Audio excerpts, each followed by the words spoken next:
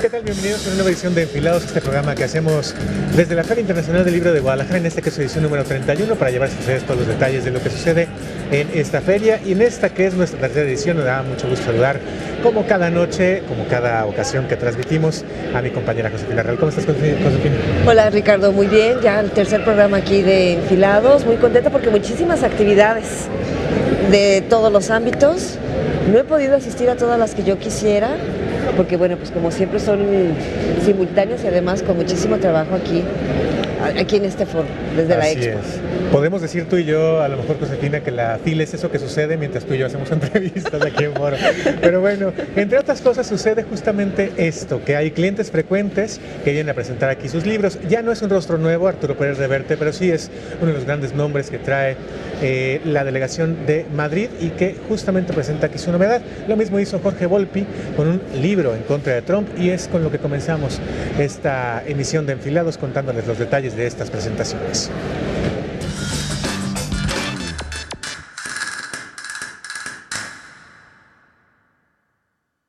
El agente secreto Lorenzo Falcó regresa con una nueva misión en Eva, una historia que transcurre en Tánger, en 1937 durante la Guerra Civil de España. Su autor, Arturo Pérez Reverte, aclara que esta novela, como toda su obra, está construida con su memoria, sobre los hechos de violencia, dolor y muerte que ha vivido o que han experimentado otras personas.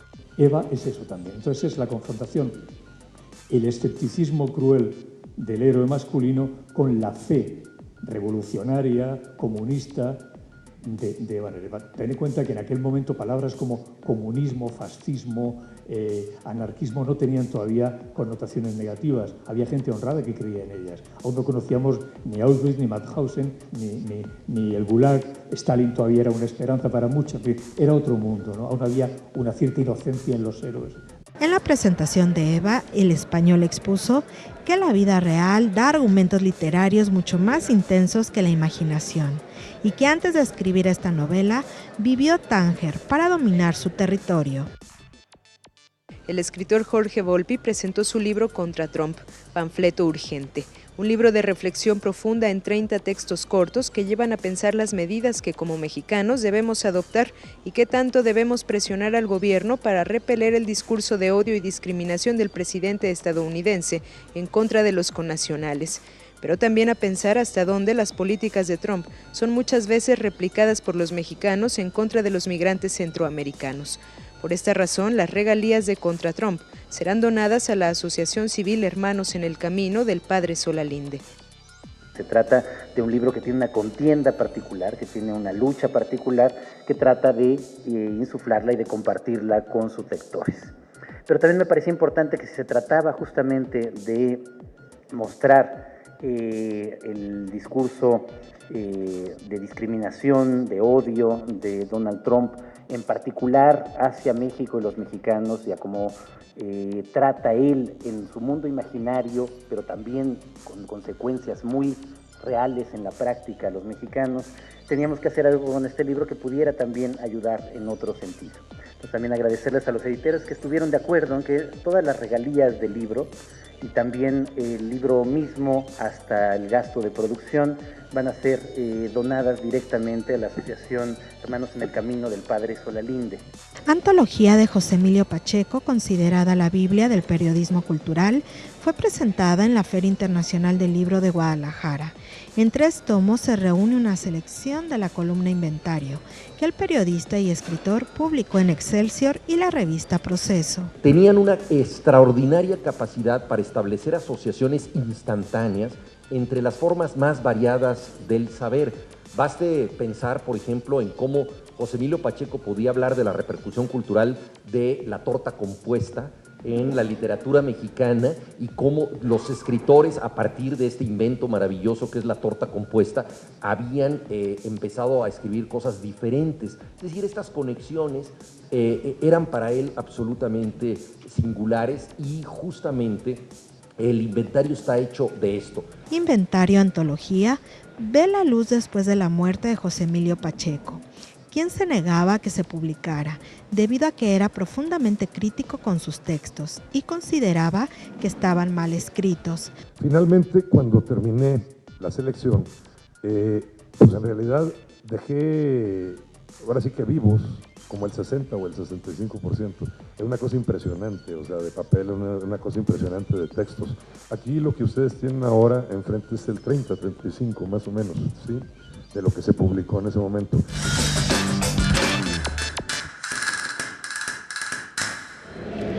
Bueno, ahí tiene parte de las actividades de esta Feria Internacional del Libro de Guadalajara. Y bueno, pues ahora que veíamos a Jorge Volpi, recordamos que en esta feria ha habido autores que primero se pasaron en los pasillos porque nadie los conocía y ahora se convierten ya en las estrellas, como el caso de Jorge Volpi. Y por cierto, también a propósito de estrellas en los pasillos, Josefina Real, tuviste oportunidad de platicar con el padre Alejandro Solalinde, a quien le van a donar las regalías de este libro, por ejemplo. Sí, y lo tendremos en esta emisión de Enfilados. Dijo cosas interesantes de la migración, por supuesto, con mayor enfoque a los migrantes del sur, ¿no? Los que están de paso por este país, pero migrantes de Centroamérica. Y hablamos de la escultura de sincretismo, hablamos de los feminicidios. Creo que quedó una entrevista interesante, pero lo dejamos a la audiencia a ver qué nos dice. Un poquito más adelante se les presentamos aquí en Enfilados, pero por lo pronto... Pues vamos con nuestros pequeños infiltrados, Phil Niños.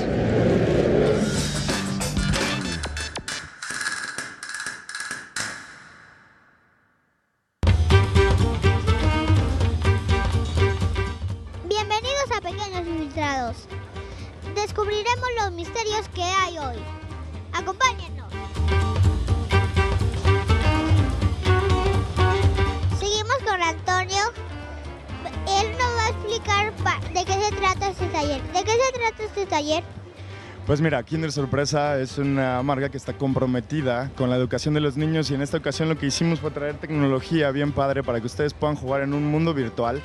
Vean con las sorpresas cómo pueden aprender con cada una de ellas y entonces puedan interactuar y aprender en el Inter. Entonces, cada una de estas sorpresas a ustedes les enseña una parte importante de su vida, qué comen, qué hacen, dónde viven, por qué les crecen como crecen y etcétera. Entonces está bien padre para que ustedes jueguen, de eso se trata. Nos encontramos con Naira Noriega. Ella es música. ¿Cómo estás? Hola, ¿cómo estás? Muy contenta, muy emocionada de estar aquí porque vamos a hacer un show que se llama Cancioncitas y que son canciones con una cosa de cine que pasa en el momento, que lo van dibujando y ustedes van viendo cómo las imágenes se crean y cambian y es muy bonito. ¿Por qué quisieron hacer esta obra? Pues mira, yo tengo un hijo que ahora tiene 15 años, pero en algún momento fue de este tamaño y de este tamaño y de este tamaño y durante 15 años pues le hice muchas canciones y mi amiga Leica, que es la otra mujer que canta en el show, tiene ahora un hijo de 4 años al cual también le está haciendo muchas canciones y decidimos que queríamos compartir esas canciones con los demás niños.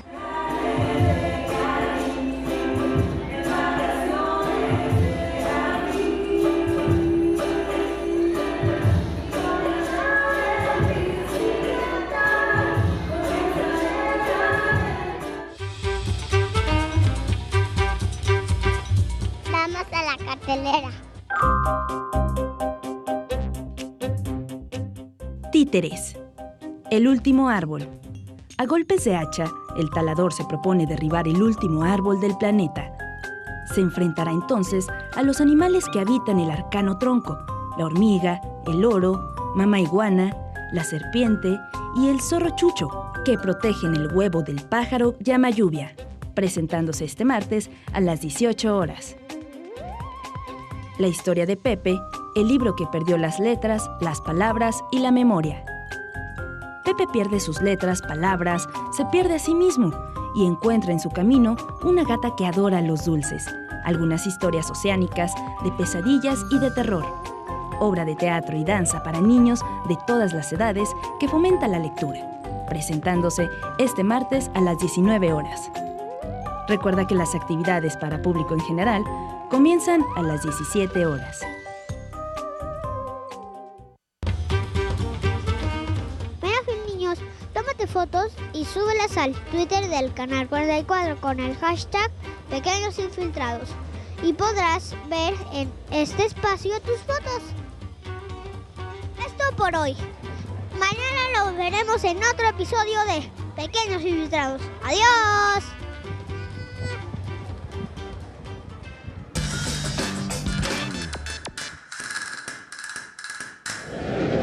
Nuestros pequeños infiltrados, maravillosos ellos, y bueno, ya están ahí las recomendaciones, se las viene haciendo ya desde el día de ayer. Tomen su foto, pongan el hashtag pequeños infiltrados y bueno, se podrán ver aquí en este programa de Enfilados. Y también recuerde, ya se lo decía a nuestros pequeños, de que la Feria de Libros será abierta al público general a partir de las 5, Ricardo.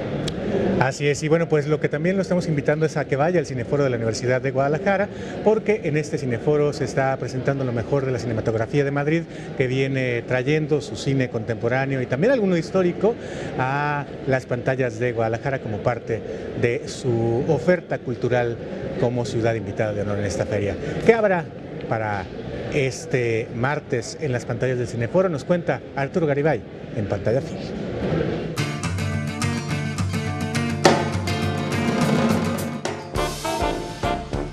Hola, ¿qué tal amigos de Pantalla Film? ¿Qué tal amigos de Enfilados? Seguimos buscando las películas que están en el Cineforo de la Universidad de Guadalajara. ¿Y qué es lo que hay este martes? Bueno, chequemos la programación y veamos esta estupenda curaduría de cine madrileño. Gary Cooper, que estás en los cielos, es una de las películas que llega a la pantalla del Cineforo de la Universidad de Guadalajara, una cinta de Pilar Miró de 1980 que nos cuenta la historia de una mujer que es muy fan de Gary Cooper, una película sobre la soledad contrastada con el éxito profesional. Una cinta que viene a mostrarnos el Madrid de los años 80 de una manera bastante singular.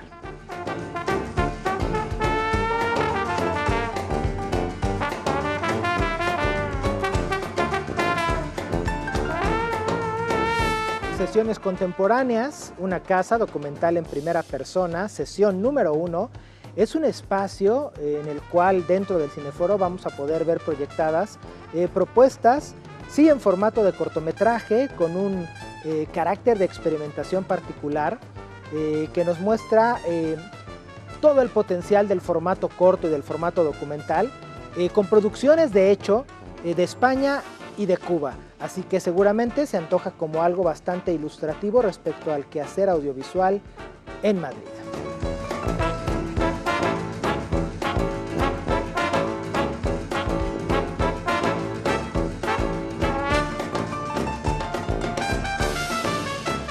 Esa sensación regresa a la pantalla del Cineforo para mostrarnos a una Madrid mucho más reciente. Es una película del año 2016, una película dirigida coralmente y que tiene esta estructura de historias cruzadas, donde tenemos por un lado a un virus que hace que la gente diga cosas que tal vez no debería de decir, a un hombre que está espiando a su padre por la ciudad y también a una mujer que se relaciona con los objetos de su entorno de una manera bastante peculiar. No hay que perderse esta cinta en el cine.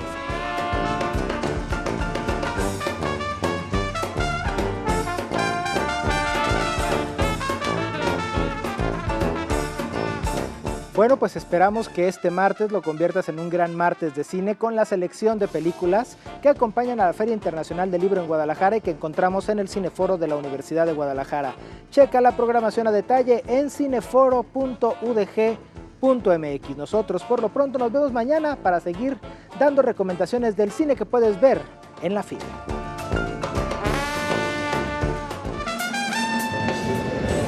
Pues ahí tienen también la oferta cultural que se incluye en la presencia de Madrid, con películas como ya escuchó, que ya tienen sus añitos, y otras que son de reciente creación, de reciente estreno en el Cineforo de la Universidad de Guadalajara. Así es, y mira, para ir a la pausa, ya que estamos con este bloque de Pérez Reverte, por ejemplo, que se habló en El Pulso, ya hemos dicho que la Feria Internacional del Libro es una gran catapulta para editorialistas, para escritores, para artistas, para políticos, y en las redes sociales, sobre todo vía Twitter, Pérez Reverte se mantuvo en las primeras tendencias por encima de José Antonio Meade. Ah, exacto. Que esa es una muy buena noticia. Que mucha gente se preguntaba, en realidad, qué bueno que triunfe la cultura sobre la grilla, que es un MILF, ¿no? Y en cambio todo el mundo sabía que era un Pérez Reverte, claro, que era un capitán a la triste, etcétera, ¿no? Claro, ¿no? Bueno, vamos a ir a la pausa. Después de la pausa le presentaremos una entrevista, nuestra primera de esta jornada, en la cual abordamos un tema de derechos humanos. Ya decíamos que más adelante platicará Josefina Real, le vamos a presentar la entrevista con Alejandro Solalinde, el sacerdote, pero también le vamos a presentar esta charla después de estos mensajes sobre un tema que no se ha resuelto en México, el de los 43 desaparecidos y también las 3 personas que sí fueron encontradas en lo que se conoce como la noche de Iguala, que fueron asesinados esa noche. Su cadáver sí se encontró, pero tampoco a ellos se les ha hecho justicia.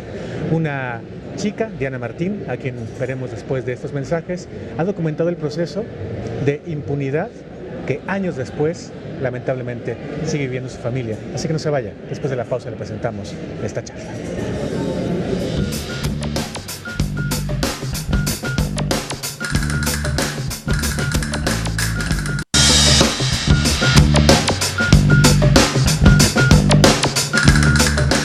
Amigos de Enfilados, continuamos en este especial desde la Feria Internacional del Libro de Guadalajara, aquí en la Expo, y ahora tenemos el gusto de platicar con Diana del Ángel, autora de este libro de Almadía llamado Procesos de la Noche. Bienvenida, Diana.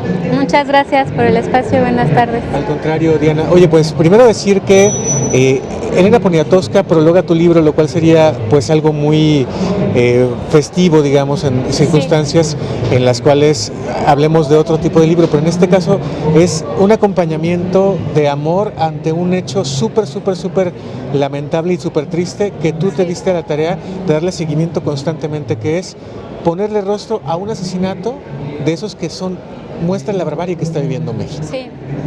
Sí, pues el texto de Elena Poniatowska es muy generoso y yo lo agradezco mucho, sobre todo porque esto va a permitir que otra gente se acerque justo a la historia de Julio, ¿no? Julio César Mondragón Fontes es el normalista que fue ejecutado el 26 de septiembre, uno de los 3 normalistas que fueron ejecutados en Iguala el 26 de septiembre, pero la peculiaridad de Julio es que su rostro fue desollado.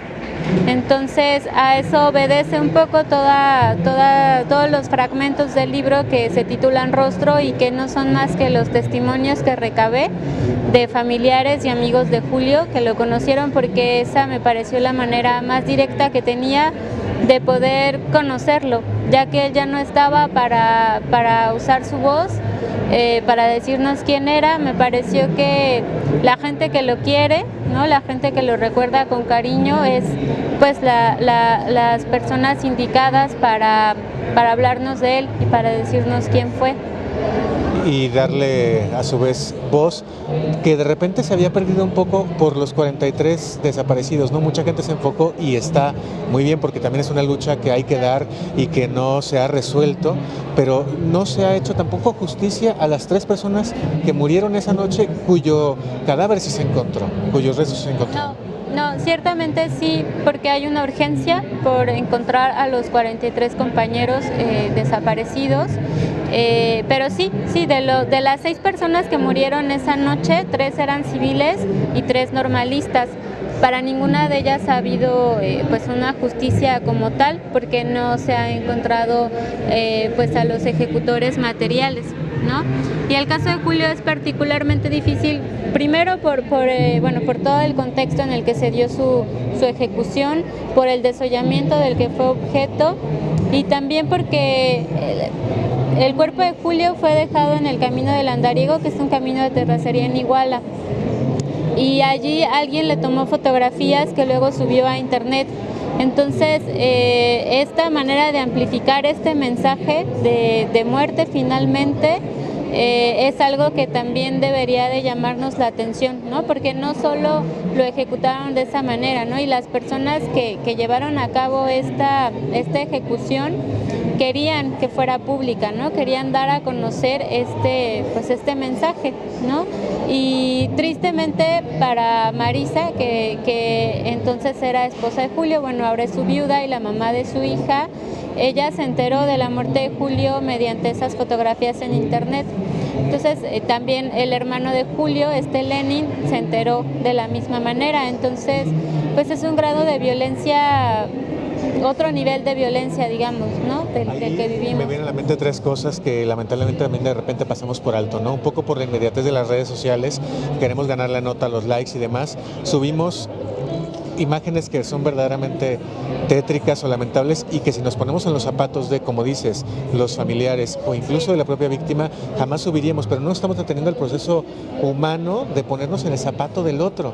Y por otra parte, le estamos haciendo los medios la chamba, amplificando a través de las redes sociales los mensajes de gente que nos está utilizando para ello, como por ejemplo lo hemos visto con el caso de es otra dimensión por supuesto, pero de las narcomantas, de los narcos, de los grupos de delincuencia organizada, que quieren mandar un mensaje y nosotros como si nada, vamos, lo reproducimos, le sacamos la foto y lo amplificamos, sin pensar en que le estamos haciendo parte de la tarea que deberíamos de replegarnos desde la ética a no hacerles. Sí, yo creo que es necesario ser conscientes, digamos, de que este tipo de reproducciones, ¿no? de imágenes, muchas veces atentan contra la dignidad de las víctimas, ¿no? Lo pienso también en casos de feminicidios, ¿no?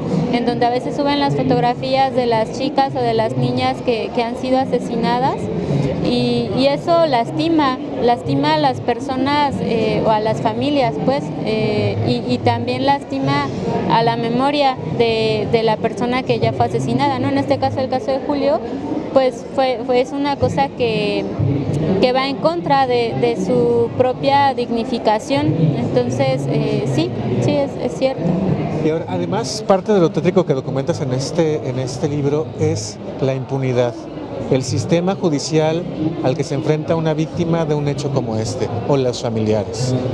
Sí, a mí me interesa mucho destacar a lo largo de las crónicas cómo se lleva a cabo la violencia burocrática, que es algo de lo que no siempre estamos conscientes, a pesar de que todos los mexicanos sabemos que ir a hacer un trámite te va a quitar mucho tiempo, ¿no? O sea, te va a quitar media mañana o una hora, casi cualquier trámite.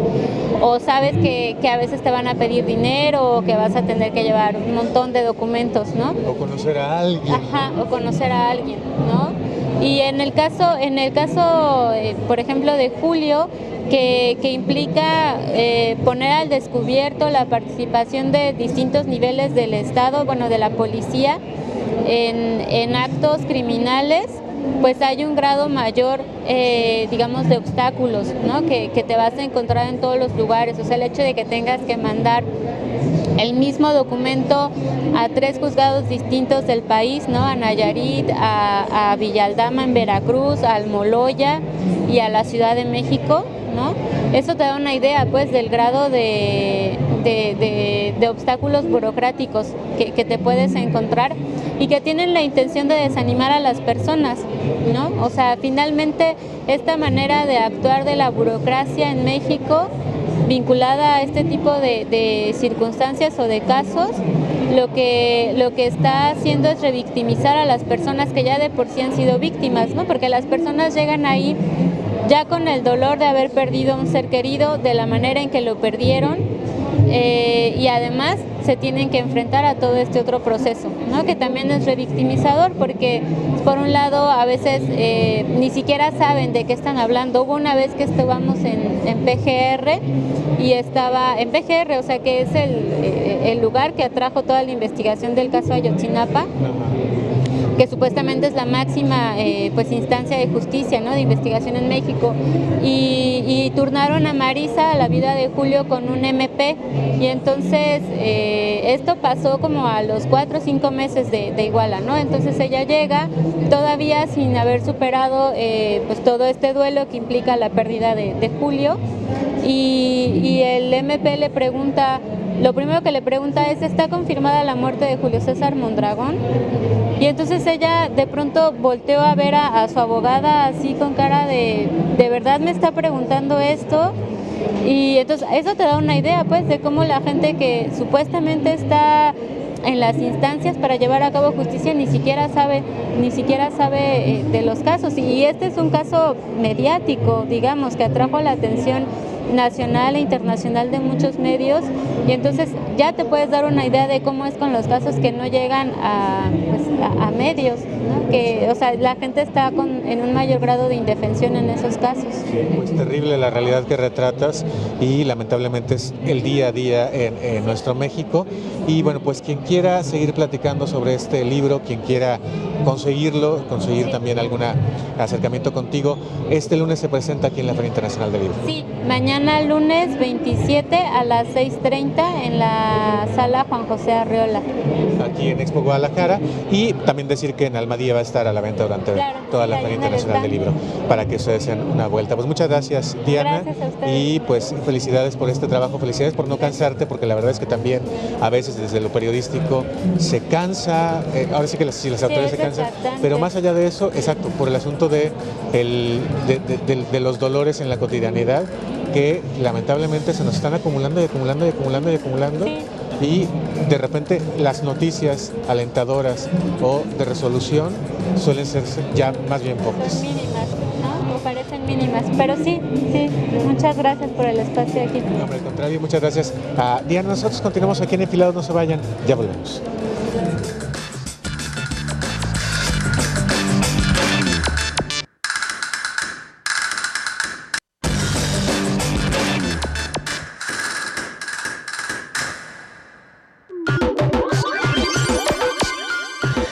Platícame, ¿qué es lo que más te gusta de venir a la FIL? Pues conocer más editoriales y poder encontrar una extensa cantidad de libros y poder comprar y darnos cuenta de lo que los libros tienen. ¿Nos pueden enseñar los libros? La variedad de casas editoriales e información que hay. Pues son varias cuestiones. Yo creo que primordialmente el acercamiento y la capacidad que existe de encontrar obras clásicas, nuevas presentaciones, libros, todo el menaje y toda la capacidad de buscar y de encontrar. Las presentaciones editoriales. Las presentaciones editoriales sin lugar a dudas son como lo mejor.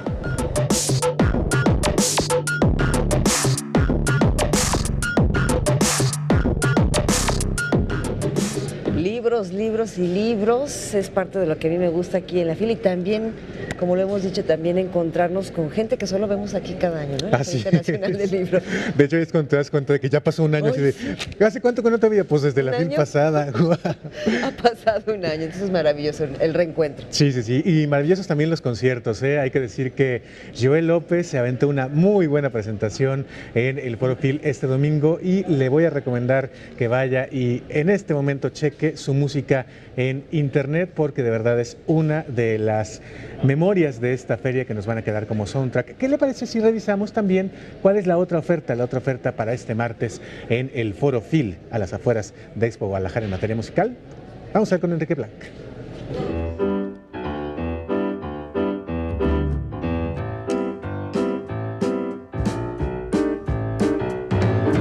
He bebido en cada copa, me he tocado en cada sofá, me he mirado en cada espejo. Si preguntas, te lo dirán.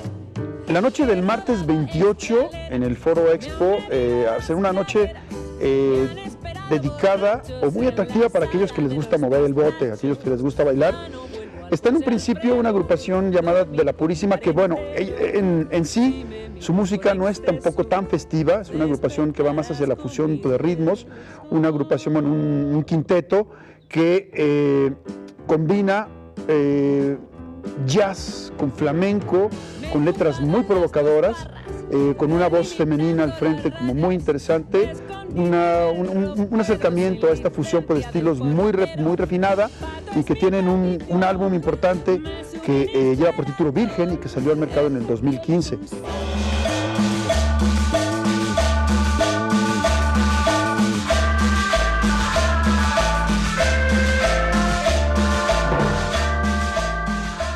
Pero sobre todo hay que hacer énfasis en la participación de los capitalinos Sonido Gallo Negro, este combo con muchísimos instrumentistas que tiene en el doctor Jorge Alderete, este ilustrador argentino muy conocido, radicado en la Ciudad de México, a su cabecilla, a su líder. Y bueno, como sabemos, lo que hace Sonido Gallo Negro es retomar la cumbia psicodélica, la chicha peruana, y llevarla a un territorio experimental en el que es muy difícil resistirse a estar moviendo el cuerpo. Así que será una noche ecléctica entre la fusión de los ritmos y la, digamos, interpretación de lo que tiene que ver con la cumbia psicodélica, muy en el estilo de Sonido Gallo Negro, que seguramente va a poner a bailar al Foro Expo en este programa muy atinado, como hemos dicho, en donde se combinan exponentes de la música del país invitado, o mejor dicho, de la ciudad invitada de honor, que es Madrid, y también exponentes de la música contemporánea mexicana. Así que ese martes Sonido Gallo Negro y de La Purísima.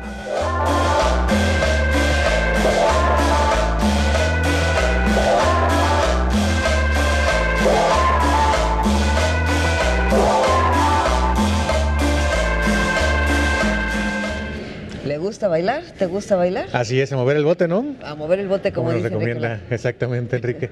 Oye, yo mencionaba a Joel López y justamente platicó con Joel López, Alejandra Camerota, y es justamente esta charla la que nos va a presentar a continuación. Vean ustedes que además de todo, además de escribir muy bien, cantar muy bien, plática bien bonito. Veamos.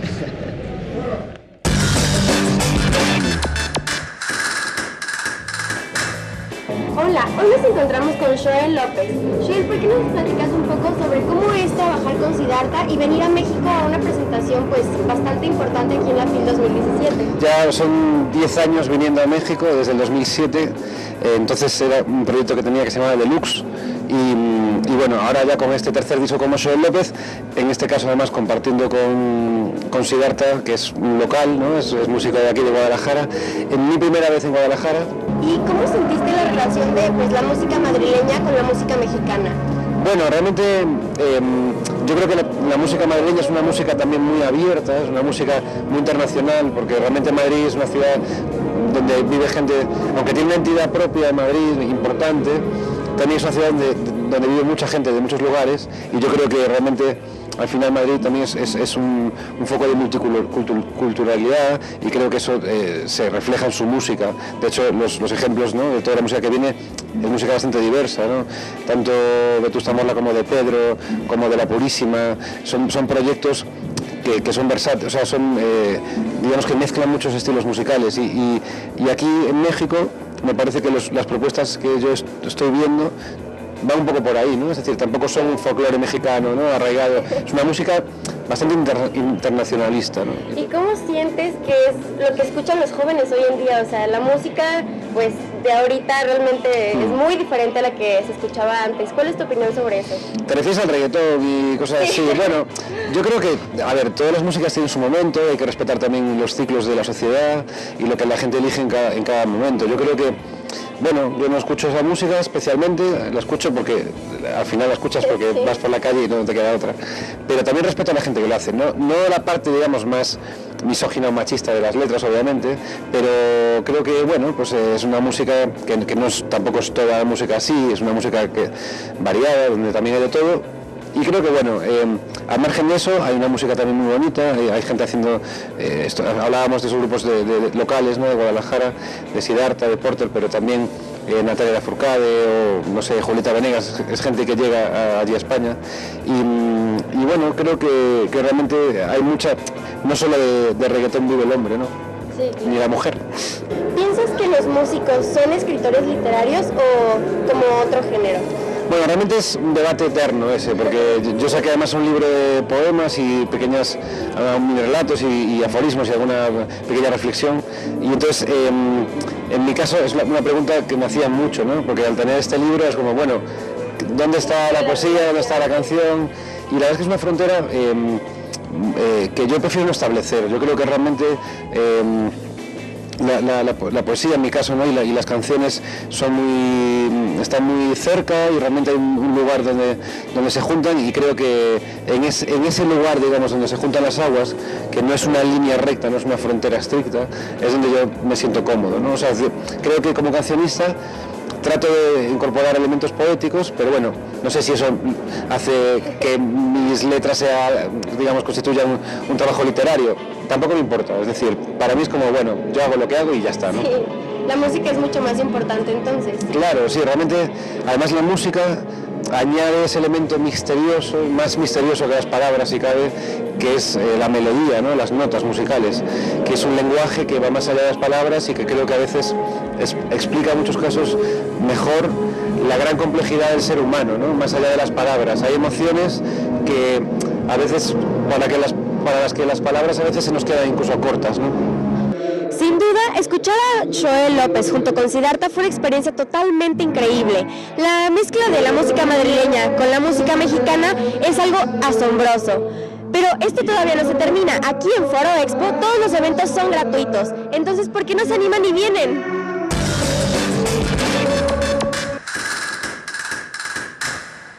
¿Qué huele?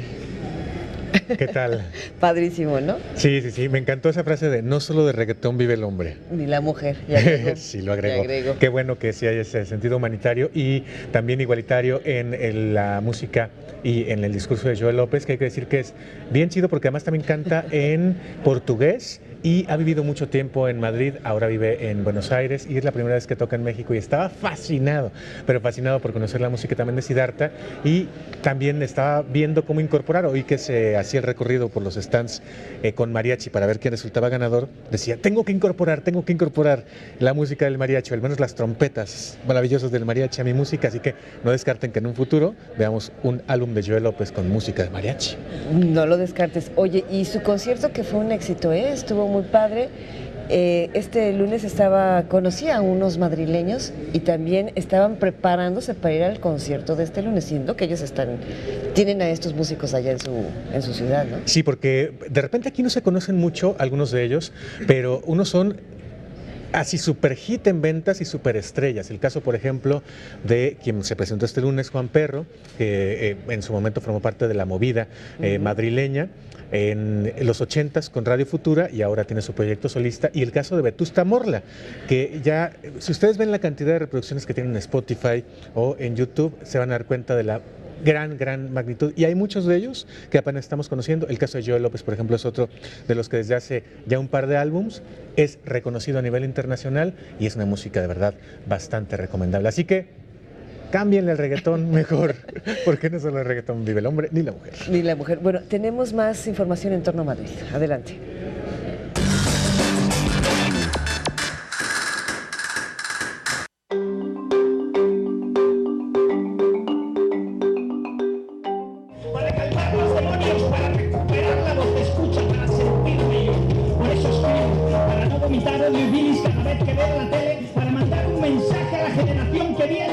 Poesía o Barbarie, el proyecto que nació en un garage de Madrid con cientos de jóvenes interesados en escuchar poesía, estuvo en la FIL 31. Por este espacio que honra la palabra han pasado Raquel Lanceros, Carlos Salem, Patti de Frutos y Gorka Urbizu. En Guadalajara estuvo el poeta activista Skandar Alget, quien dedicó una poesía a las mujeres que luchan. Los sueños perdidos de todas esas que me miran de reojo para que yo no me pierda. Mientras, en la lista de espera nadie levanta la mano y mirando para otro lado todos se cruzan de piernas, hacen estragos, se inventan quimeras para bailar excusas y tiemblan. Tiemblan tanto que de las manos la cara al fin se nos cae de la vergüenza. Con su estilo sarcástico, Liliana Peligro y Sergio Fangul rindieron un tributo al trabajador freelance. Sobre todo, con nuestros precios bajos. Construiremos un mundo nuevo. Sin contratos fijos, pero sin patrones.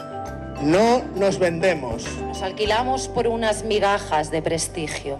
Este es nuestro precario orgullo. Por cierto, somos rápidos, limpios y andamos disponibles.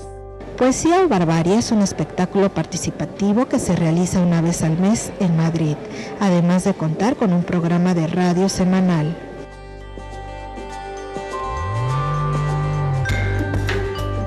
La relación de México con España. desde que dejó de ser uno de sus reinos, ha sido intensa y conflictiva. En los mexicanos llegó a surgir una hispanofobia por la confrontación del mundo prehispánico con la herencia española al definirse como nación. Coincidieron los historiadores Enrique Krause y Tomás Pérez Bejo. ¿Por qué han sido conflictivas desde el lado mexicano? Yo creo que han sido conflictivas desde el lado mexicano por un motivo fundamental, porque España para México no es una relación externa, no es una relación con un país exterior, sino que tiene que ver con la propia forma como México se concibe a sí mismo. Y esto va a dar origen a uno de los aspectos quizás más problemáticos de toda la relación, que es la hispanofobia, es decir, el odio a lo español o a España y a los españoles, y la hispanofilia, es decir, el amor desmedido hacia España. Enrique Krause señaló que México se empezó a reconciliar con España después de que Estados Unidos desató una guerra contra esa nación en 1898.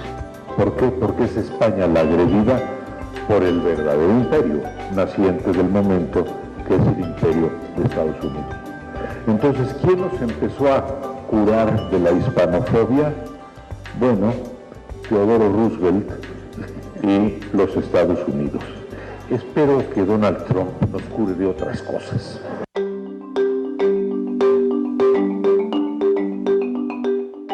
El Premio Phil de Literatura en Lenguas Romanzas de Manuel Carrer se sentó a escuchar a otros escritores como Guadalupe Nettel y Emiliano Monge, quienes hablaron de su trabajo. Reconoció que los halagos a su obra autobiográfica generaron una satisfacción narcisista de la que no quería abusar. El autor del Adversario, una novela rusa de vidas ajenas, y Limonov, señaló que busca cuando lee y también cuando trabaja en un libro el equilibrio entre la realidad y la exploración de sí mismo.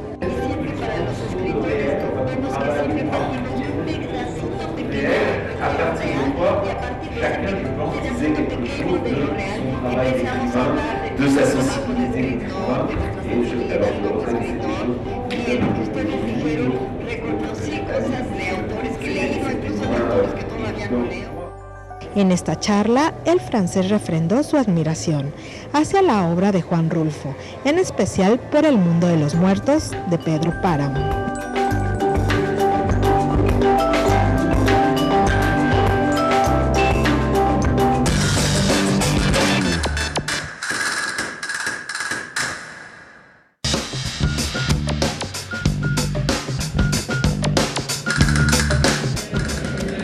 Gracias por continuar con nosotros en su programa de Enfilados. Vamos a otra de nuestras charlas aquí en Expo Guadalajara, en este gran marco de la Feria Internacional del Libro. Saludamos con enorme gusto al doctor Alfredo Nateras.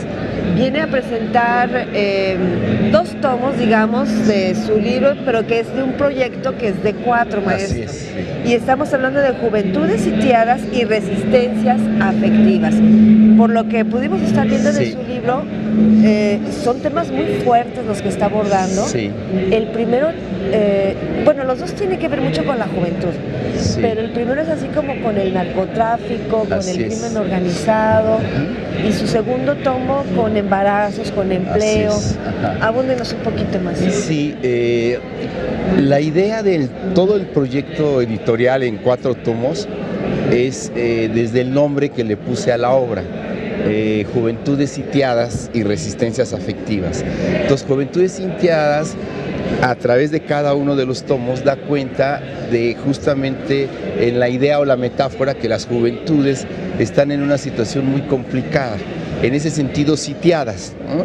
Sitiadas por las condiciones económicas desfavorables para alguno de ellos, sitiadas por toda la amenaza de la violencia con rostro de narcotráfico, sitiadas en las situaciones de precariedad en que la mayoría están.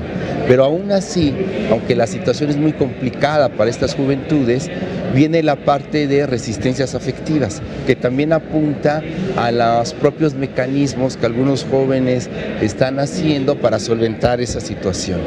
Entonces, resistencias afectivas y juventudes sitiadas y resistencias afectivas, tomo 1, es justamente sobre aniquilamiento y violencia. Entonces son investigaciones de colegas Por ejemplo, hay una del doctor Rogelio Marcial, aquí del Colegio de Jalisco, donde él investiga los grupos de pandillas, ¿no? Muy tipo cholos, ¿no? Entonces da cuenta de eso. Hay otro trabajo muy interesante sobre jóvenes sicarios en Ciudad Juárez. Hay otro trabajo interesante de otro colega, la mayoría son sociólogos y antropólogos, que trabaja sobre los cholos en Juaritos, en Ciudad Juárez. Después hay otro muy bueno que hace un análisis de la película de Los Olvidados de Luis Buñuel, como las primeras formas en que se agrupan las juventudes en pandillas. Entonces sí, el tomo 1 es muy duro, es muy fuerte, porque da cuenta de el entramado de las juventudes en la situación de violencias. Maestro, ¿cómo escogió a sus colegas, número uno, y los trabajos? O sea, ¿cómo les dijo? ¿Cómo se coordinaron? Y si están otras ciudades, no sé, otras entidades. Sí. De hecho, del país, desde algún lugar, digamos que podríamos decir que pues ya tenemos rato en el campo de los estudios de las juventudes. Y en ese rato de más de 15, 20 años, entonces pues ya tenemos como un grupo de investigadores que vienen trabajando desde hace rato. Entonces la primera estrategia es ubicar los temas y situar quiénes son los colegas que están haciendo investigación.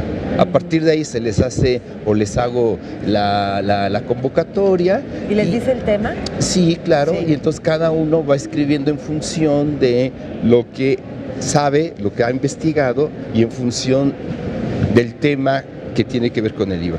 Hay gente también que escribe por ejemplo, el que escribe el prólogo del tomo 2, que es sobre problematizaciones que decía hace rato, que es sobre embarazo, trabajo, drogas y política, es Ernesto Rodríguez. Él es un uruguayo, entonces él escribe el prólogo. El prólogo del tomo 1 lo escribe el doctor José Manuel Valenzuela, del Colegio de la Frontera Norte, en Tijuana. Y en el tomo 4 hay colegas chilenos que trabajan cosas en relación a música y juventudes. Entonces sí, es un grupo diverso. Oiga, maestro, ahora, nos hemos resistido, o algunos sectores, algunos grupos se resisten a palabras, digamos, medias nuevas, la pongo entre comillas, medias nuevas, feminicidio, por decir algo, ¿no? Sí. Pero yo aquí estoy viendo otra, juvenicidio. Sí.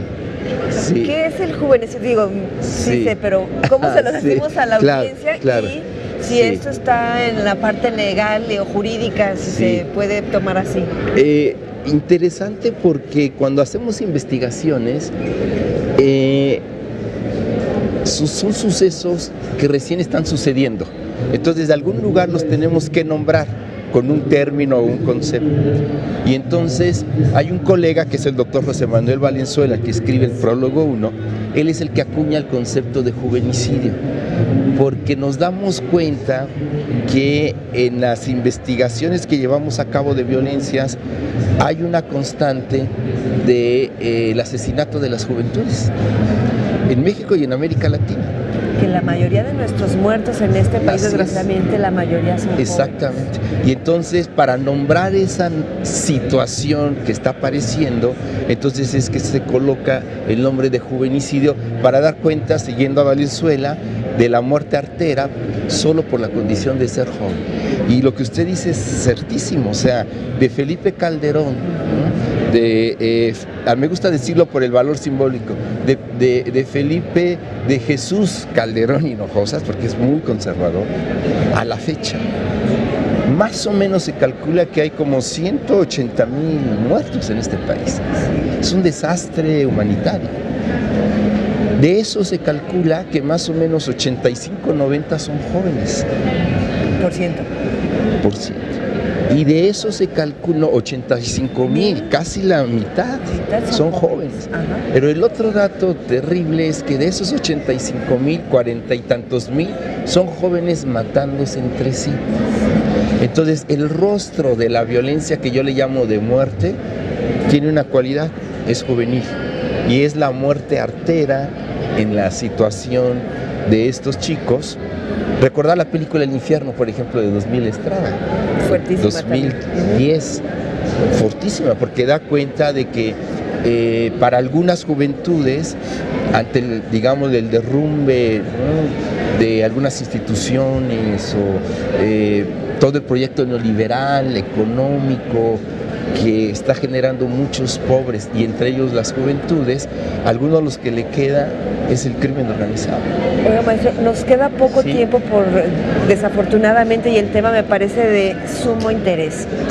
Ustedes, los estudiosos que van al lugar de los hechos, que ya nos dijo quiénes están y cómo lo han preparado, este trabajo debería estar en manos de quién para resolver que este problema nacional, lo saben, me imagino, todos nuestros poderes, el Congreso, la Unión, la Federación, ¿por qué no actuar si sabemos que el neoliberalismo nos ha afectado tremendamente? Claro. Por dar un ejemplo. Sí, yo creo que la aspiración de nosotros los académicos, los que hacemos investigación, es que lo que hacemos es construir conocimiento y saber. Por ejemplo, un fenómeno que le llamamos feminicidio, un concepto de juventudes sitiadas, de que ese conocimiento y saber puede impactar en las políticas públicas para beneficio, en este caso, de las poblaciones juveniles.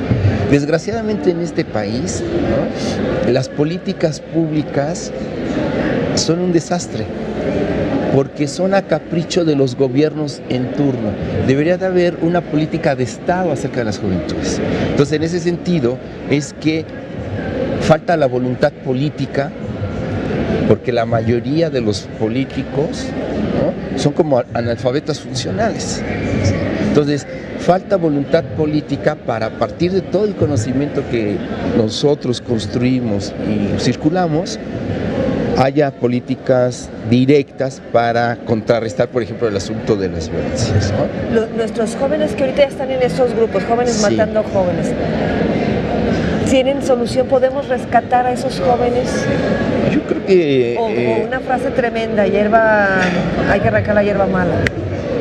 No, yo creo que sí hay, y justamente la otra parte del libro da cuenta de eso, de resistencias afectivas, o sea que sí hay, inclusive por ejemplo hay experiencias de jóvenes de pandillas en El Salvador, Honduras y Guatemala, que están trabajando con jóvenes pandilleros para restarlo al crimen organizado y restarle a la violencia con proyectos culturales, por ejemplo, con proyectos artísticos. Entonces hay muchas asociaciones de jóvenes trabajando con jóvenes. Y entonces yo creo que por ahí va el asunto. Y que el Estado, en ese sentido, pues cambie la política, ¿no?, en términos económicos, en términos culturales, y que realmente que las juventudes no sean un botín político como ya vienen las elecciones. Así es. Y que van a buscarlos. Claro. Bien. Maestro doctor, sí, es igual. Enorme gusto en conocerle. Él es un frecuente visitador de nuestra Feria Internacional del Libro. Estas son sus propuestas, es un proyecto de 4 tomos y son los primeros 2. Los encuentra aquí en la Feria Internacional del Libro. Por suerte le fue muy bien en su presentación. Sí, gracias. Muchas gracias. A ustedes por el interés. Gracias. Una brevísima pausa, regresamos en 2 minutos.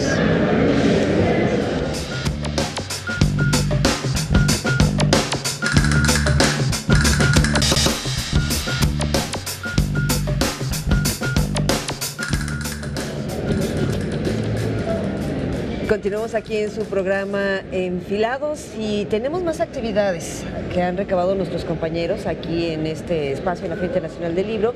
¿De qué es, Ricardo, precisamente lo más importante que se ha generado este día? Bueno, pues resulta que en este pulso diario les presentamos a una escritora que ha sido pues mencionada para ganar el Nobel y junto con otro escritor de Irán están conformando una delegación de esa que nos resulta un tanto rara, pero para que vean ustedes que hay de todo tipo de letras aquí en Jalisco a raíz de la Feria Internacional del Libro de Guadalajara. Revisemos pues la presencia iraní en este pulso diario.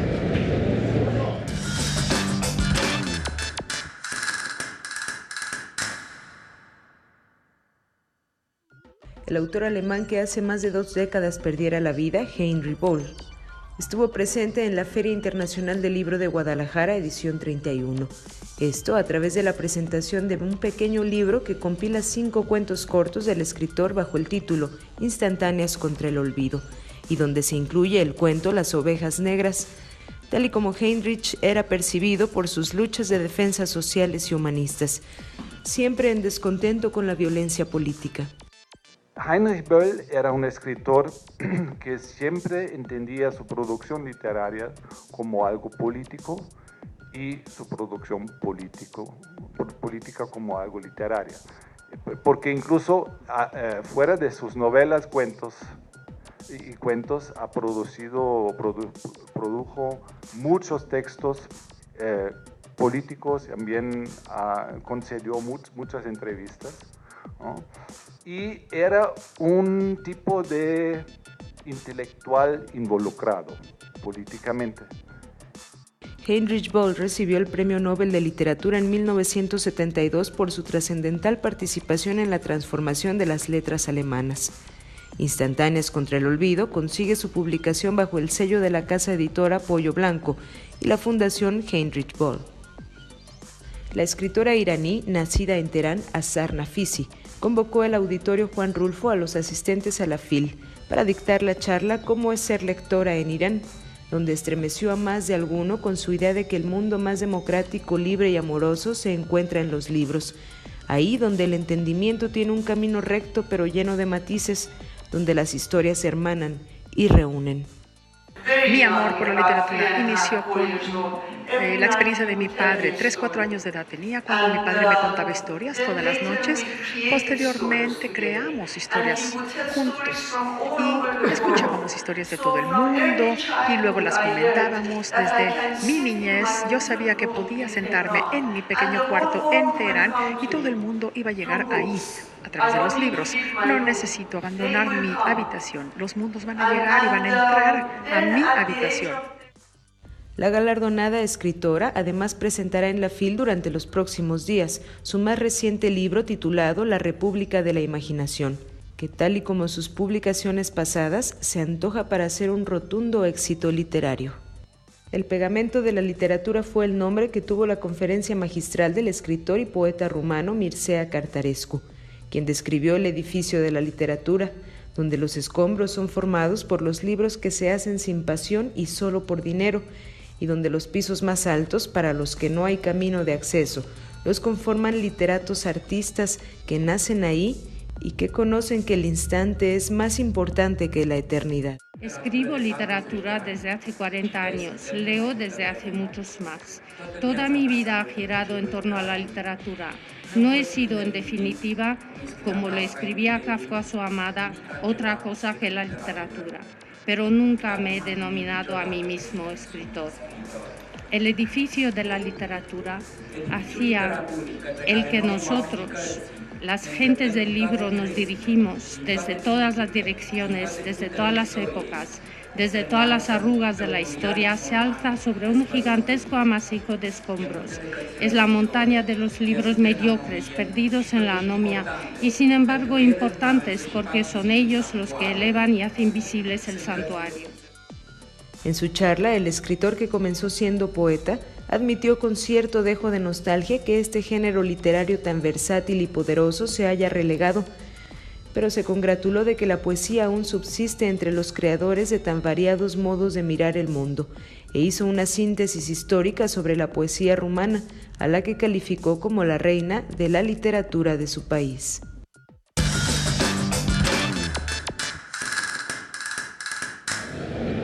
Bueno, hoy tiene presencia de letras rumanas, presencia de letras iraníes, presencia de otras lenguas, otros acentos y otras historias, Josefina. Otras latitudes, totalmente. Oye, y hablando de otras latitudes, hay un poblado que se llama Ureña. ¿Lo has escuchado en España? No. Bueno, es un poblado, es un dato curioso, me llama mucho la atención. No tiene más de 200 habitantes, es más, tiene menos de 200 habitantes este poblado, pero me llamó la atención porque tiene más librerías que bares. ¡Wow! Y eso ya es sensacional. Sí. ¿Cuántas librerías tendrá? Son 200 para 200 habitantes. Personas, sí. Unas 4 o 5. 10. ¡Wow! Y 8 bares. ¡Wow! Me parece fabuloso, hay que ir a Ureña. Sí, por supuesto. Urgente. O hay que ser un Ureña aquí en Oblato. Bueno, ¿no? Y ya que estamos con temas de España, pero ahora vamos a letras madrileñas.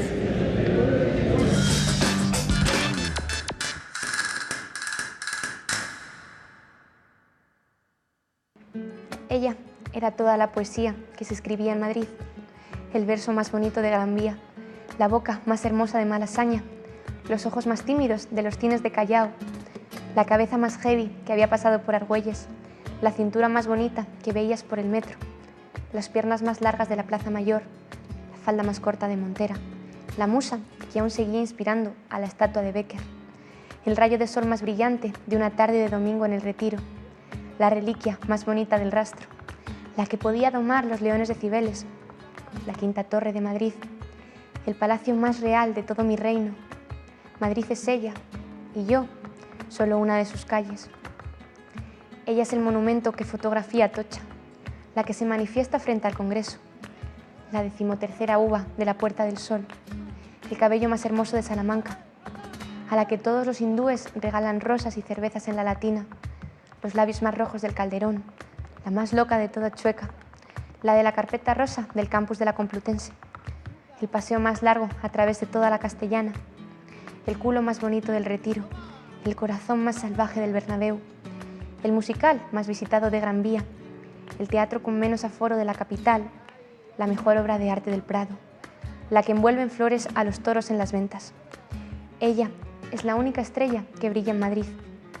Ella es Madrid, la que baila como una loca en la pista de cualquier garito de Huertas, la chica de Tirso y la ley de Madrid de Pereza, a la que no hace falta escribirle porque es pura poesía, la que es capaz de enderezar las Torres Kío, el cubo más helado de cerveza de la sureña de Gran Vía, la nariz más roja de la Casa de Campo, los acordes de jazz más hermosos del Café Central, la niña que ríe como nadie en Cortilandia, los copos de nieve que los tejados echan de menos, la única diosa de todas las catedrales, a la que cantan en Libertad 8, el único monumento del templo de Devoz, la palabra más bonita del barrio de las Letras, la única movida que existió en Madrid. Ella es Madrid.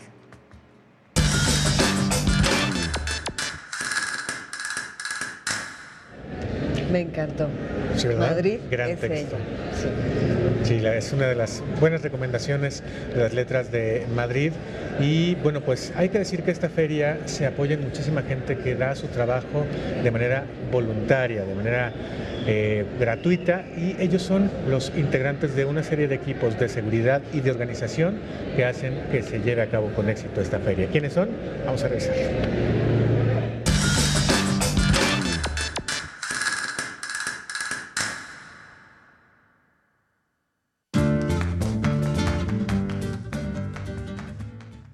A lo largo de su historia, la Feria Internacional del Libro en Guadalajara ha proyectado como eje medular la literatura. Le ha apostado a enriquecer la cultura con toda la propuesta editorial que en ella se congrega. El cine, la música, las artes plásticas y el folclore propio del invitado de honor que se fusiona con el de México como país anfitrión.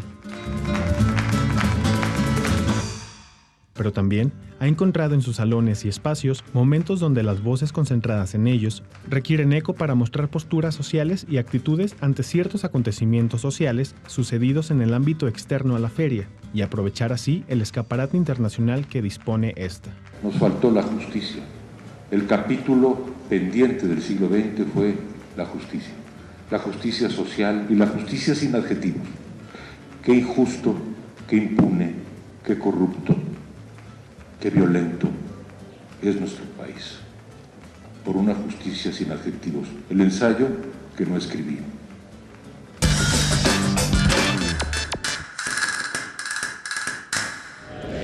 Bueno, las causas sociales también muy presentes en esta Feria Internacional del Libro, y en este programa estamos dedicando amplio espacio en las entrevistas justamente a estas causas sociales que también se discuten en los salones permanentemente desde hace muchísimos años en esta feria. Así es, los grandes pensamientos. Vamos a una brevísima pausa, regresamos con mucho más aquí en Filados, no le cambie.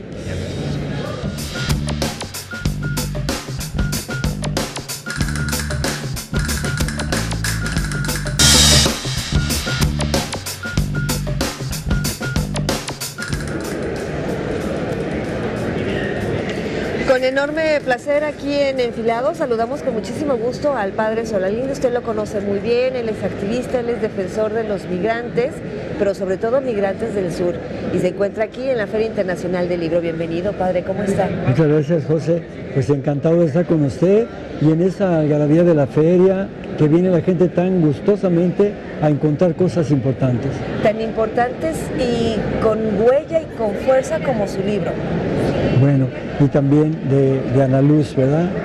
Ana Luz también es una doctora que tuvo la sensibilidad, Ana Luz Minero, de captar toda esa vida de los migrantes y grandes enseñanzas, también sufrimientos y esperanzas. Oiga, padre, es que todos somos migrantes, sí, de una o de otra manera, por gusto, y la inmensa mayoría por necesidad, por buscar una vida mejor, por salvar la vida incluso, ¿no? ¿Qué tan doloroso es ser migrante en México? En México y en todos lados, igual en Europa, es doloroso porque es un fenómeno que es provocado, ¿verdad?, de migración forzada por el sistema capitalista. Hasta ahí es un fenómeno, pero después, cuando ya sale, se detona en África o acá, se convierte en un gran movimiento de gestación de un nuevo humanismo que va a contrastar el sistema capitalista que nos ha desinformado, que nos ha deshumanizado, que nos ha vuelto materialistas y consumistas, José. Oiga, padre, el día de ayer aquí, bueno, y no nada más ayer, en otras latitudes, se viene hablando que de las grandes injusticias en todas las naciones es la pobreza y es la ignorancia. ¿Cómo podemos hablar precisamente de democracia? ¿Cómo podemos hablar? Pues sí podemos hablar de eso, pero con cuánto dolor, ¿no? Con cuánto dolor aquí en nuestro país, cuando sabemos que el capitalismo, el neoliberalismo es uno de los factores que nos mantiene como estamos. Claro. Y que un gobernante de un color o gobernante de otro color pareciera ser que nos lleva por ahí, por ese camino, como que si no hubiera otro, como que si no ve el daño que se está ocasionando, padre. Lo que pasa es que los últimos gobiernos de 82 para acá son puros tecnócratas, personas que han sido formadas con la mentalidad gringa en la Universidad Norteamericana, que aman poco a su pueblo, que creen poco en el concepto de patria, que no les importa la desigualdad, que se han olvidado de ese crecimiento que llevaba la clase media. Entonces, tenemos unos mexicanos despatriados. Yo así les llamo, porque no les importa su pueblo, miran hacia el norte, pero les cuesta trabajo mirar hacia el sur y casi nunca hacia abajo.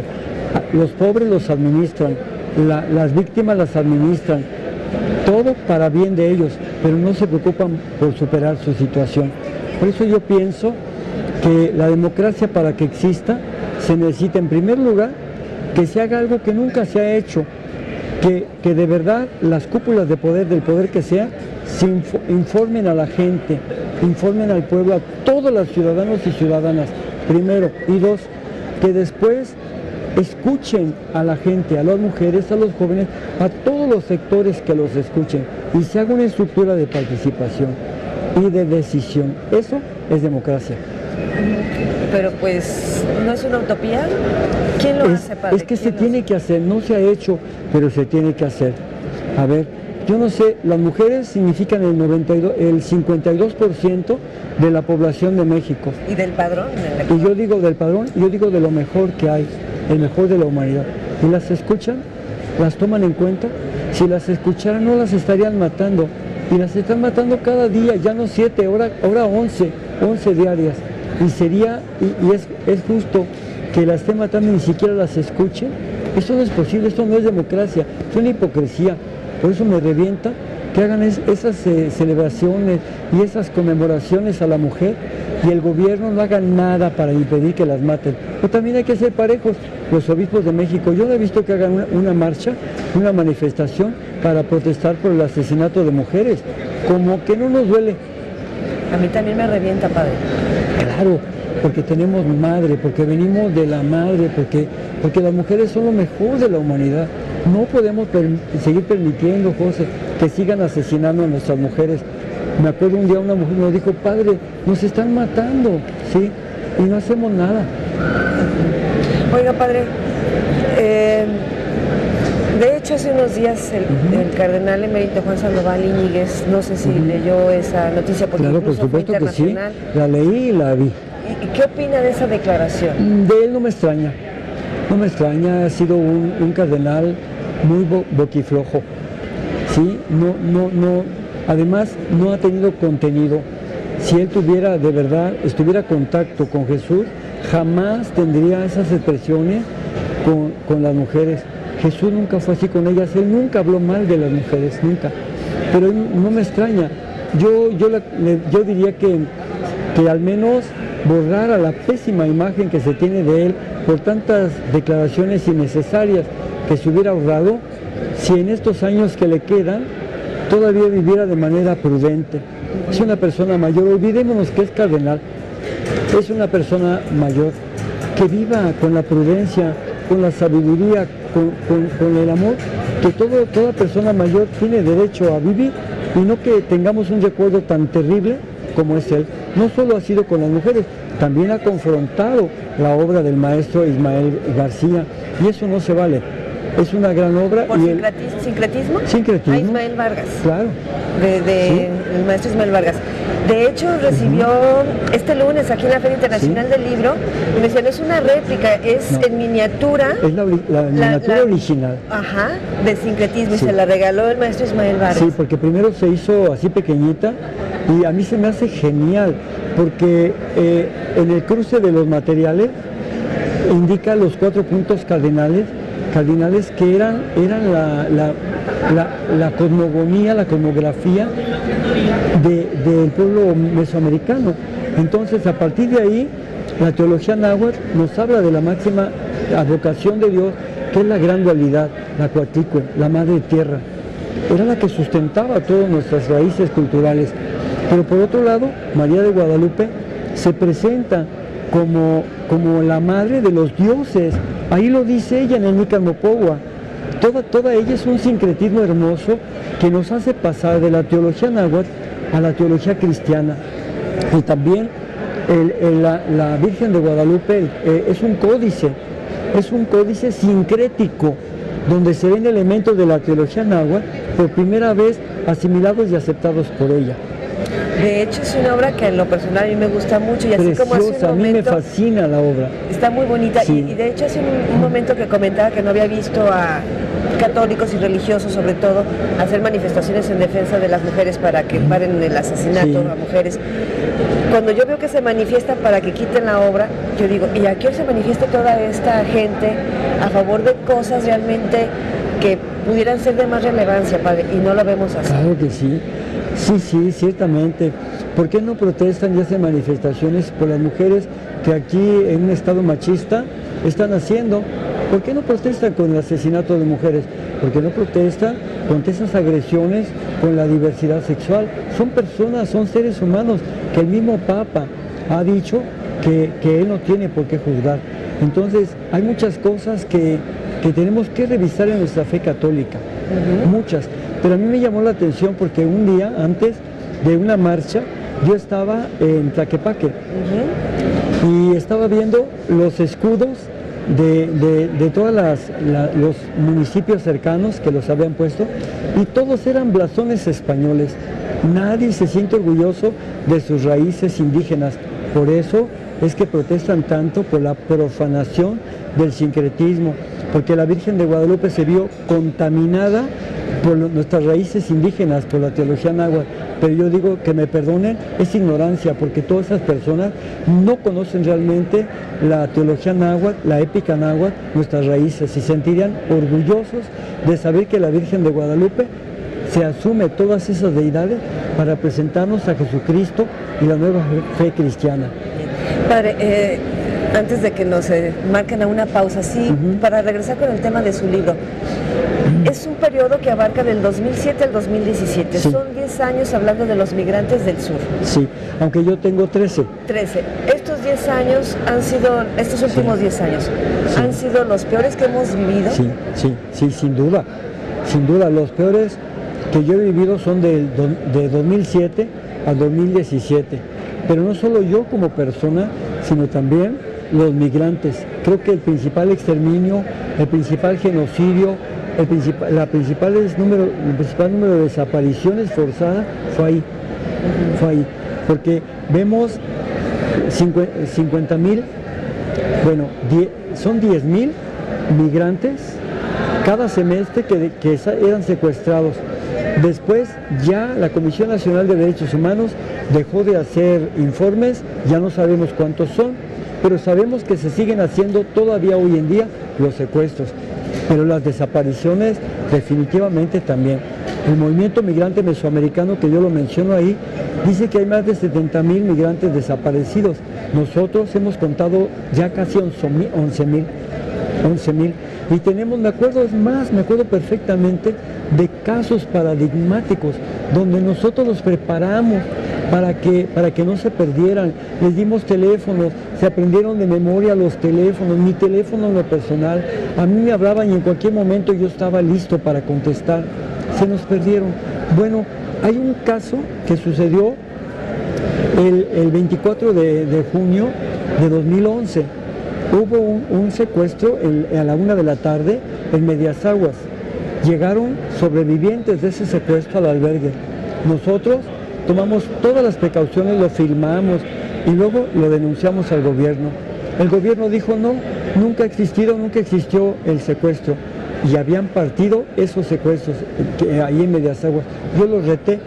Le dije, pues aquí tenemos 131 registros con fotografía de esos migrantes que fueron secuestrados.